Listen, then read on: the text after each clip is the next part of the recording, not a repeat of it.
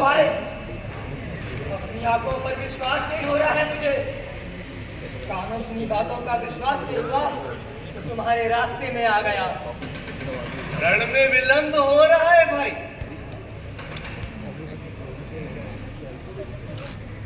अरे तुम तो जैसे स्वप्न देख रहे हो। तो तुम सचमुच चक्रव्यूह तोड़ने चले हो? आज के युद्ध का परिणाम जानते हुए भी रानी उत्तरा ने अपने स्वार्थ की रक्षा नहीं की।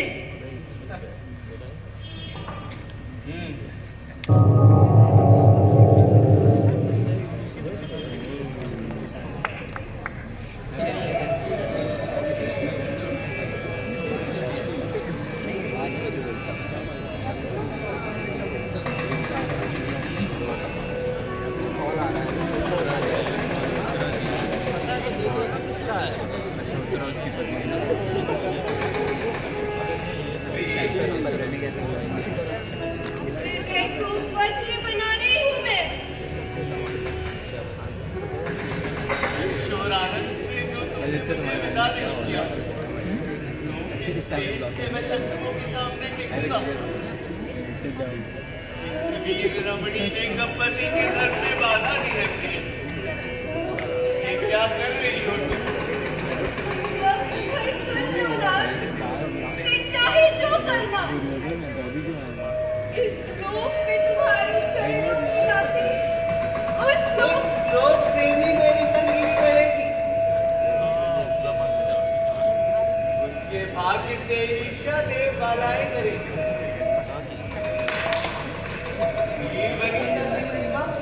हीर से कहीं अधिक बढ़कर है। विजय तिलक और आरती से भाग्यवान करो मुझे। शब्द भर सुन लो प्रभु।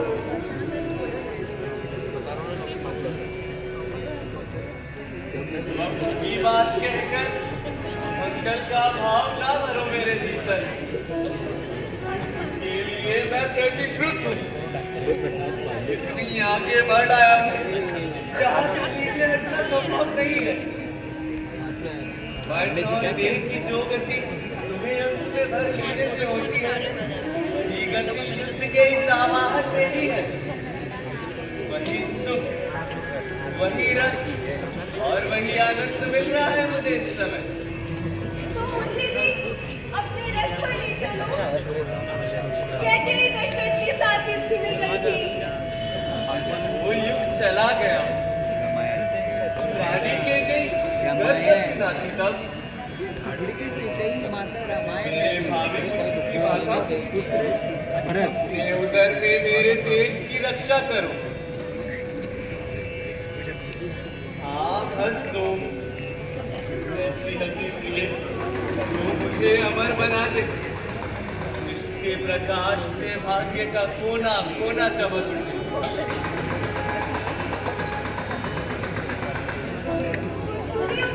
बता रहे हो मुझे तो हंस दिया। अभी नहीं हंसी तुम। कॉमेडी कर तो ऐसी हंसी जिसका रंग मेरे शरीर और शस्त्रों पर चढ़कर शत्रुओं के लिए असहनीय हो। जो ना संभव हो मेरे शस्त्रों से, वो तुम अपनी हंसी से कर डालो। हरे नाथ, अब मैं मर क्यों न गई? तब मेरी प्रिया और मेरे पुत्र की माता बनने का अवसर तुम्हें नहीं मिलता। तुम्हारे आसन पर यहाँ कोई दूसरी होती। कौन होती वे? मरकर जिसे तुम्हें अवसर देती।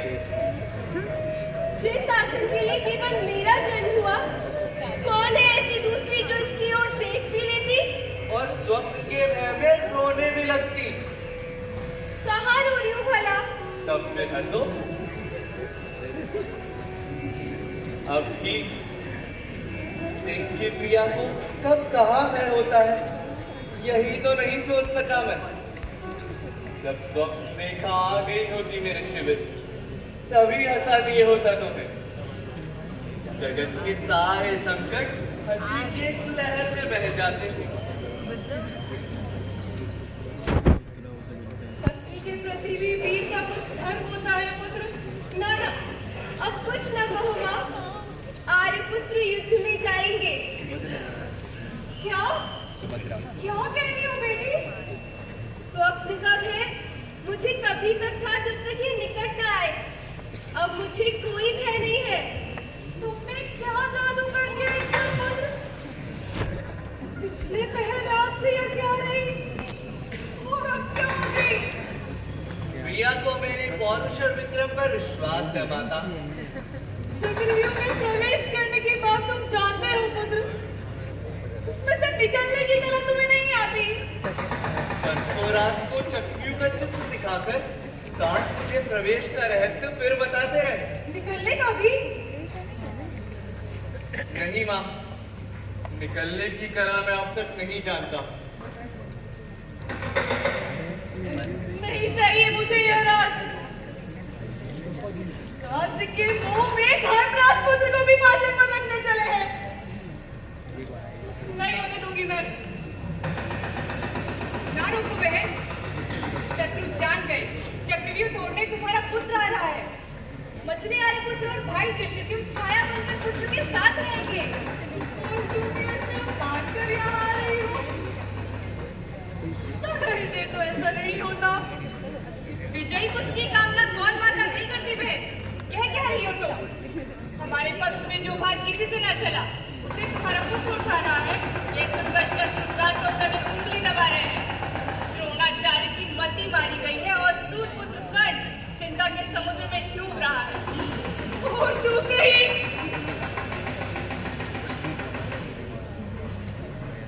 वीर का अनिष्ट कभी नहीं होता माता।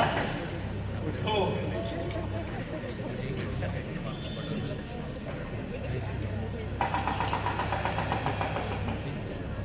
आशीर्वाद दो मुझे, तुम्हारा पुण्य मेरा कवच बने।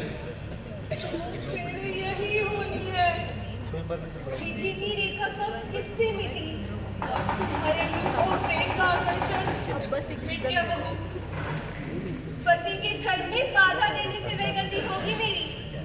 मेरे रूप और प्रेम की शस्त्र पे देख कालाई करेंगी। सोचेंगी वे उनका जन्म इस धरती पर होता और पति के धर्म की मूल शक्ति वे बन पाती। क्या हो गया इसे?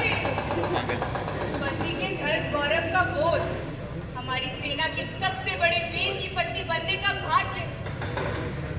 ये भाग्य हम दोनों में आज किसी का नहीं है। है? क्या कहती हो माँ? तात की तुलना में मुझे खड़ा कर रही हो? सूर्य और नक्षत्र का अंतर न भूल जाओ। वो तुम्हें हृदय से लगाकर सिर सूंघ कर कहेंगे, पुत्र तुम मुझसे अधिक वीर हो। कौन पता अपने से अधिक उत्कर्ष पुत्र का नहीं चाहता? रोमांच छुआया मुझे माँ तुम्हारी ये बात सुनकर। ये बात मुझे पहले क्यों न सूझी? महादेव की दया से जिस दिन तुम पुत्र का मुंह देख लोगे, यह बात तुम्हें भी सूझ जाएगी।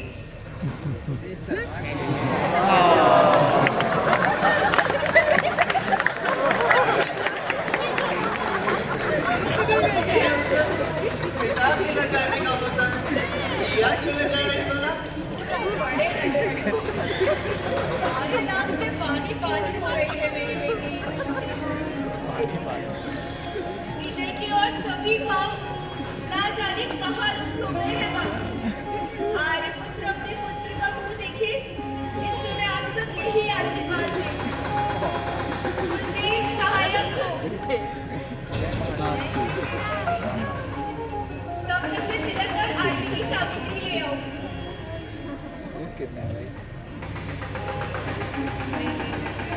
तुम्हारे पीछे मछली आरती और भाई दुष्यंत रहेंगे बेटा। ना भी रहे तो क्या? तुम्हारा पुत्र तुम्हारे पुण्य से विजय पाएगा, अपने बल से नहीं। तुम्हारी ये दशा जो तुम्हारी पुत्र वधु देख लेगी तो क्या होगा? संभालो जल्दी, नहीं तो तुरंत पात्र उसके हाथ से धरती पर गिरकर मंगल का कारण बनेगा।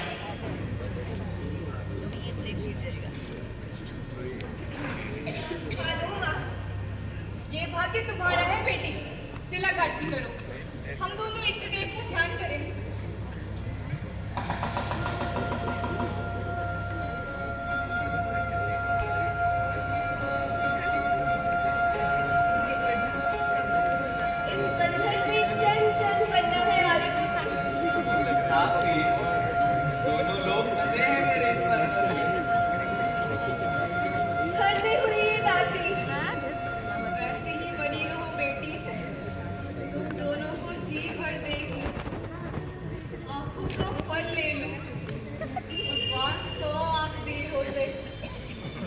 वही सुख कभी बेतब है।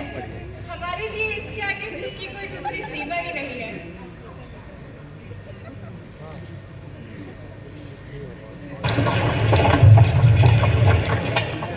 रथ आ गया तो अब दासी हर्ष से प्रभु को विदा कर रही है। हम दोनों शिविर द्वार तक चले।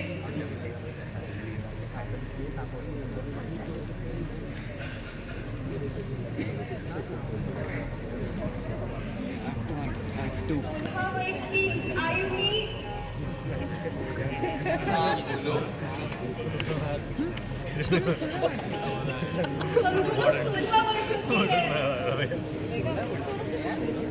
फिर कहूँगी पति पत्नी दोनों की आयु जब 16 वर्षों की हो, दोनों की 16वें वर्ष की संतान अशुभ होती है। क्या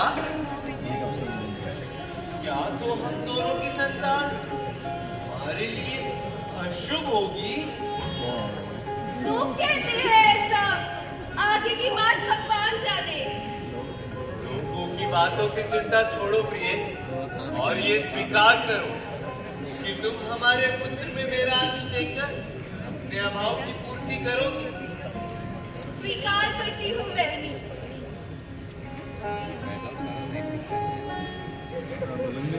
इतने जन्मों के पुण्य से तुम्हें पाया नहीं जानता हूँ। हर जन्म में साया रही हूँ, मैं जानती हूँ, आगे भी साया रहूंगी। जितने दिन पुत्र को इस देह बिना ना चलेगा, बस उतने दिन मेरा इस धरती से नाता रहेगा। और आगे आगे के लिए भी बस इतनी छूट देते जाना। ठीक है, दे रहा हूँ ये भीख मैं।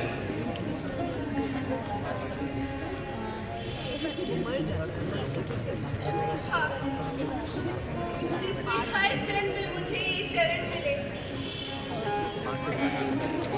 अगले जन्म में मैं 25 का रहूंगा और 16 की रहोगी, क्यों?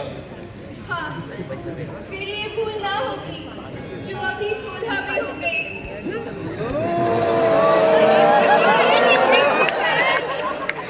भूल गए। आओ अब चले। रथ से तुम्हारा मुख देखकर यात्रा करो। कौन लिखा है शिविर द्वार पर खड़ी रहूंगी मैं।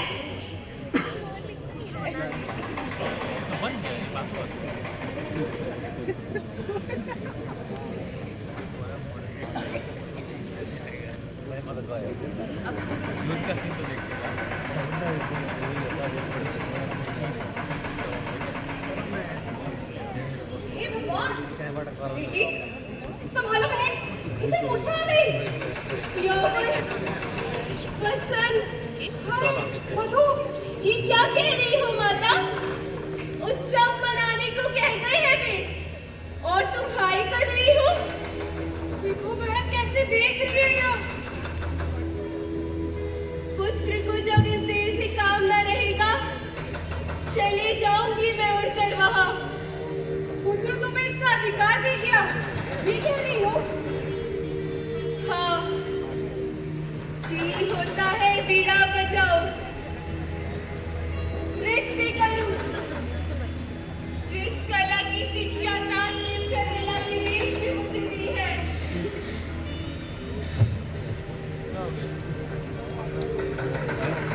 ये कुछ नहीं सूझता, सब और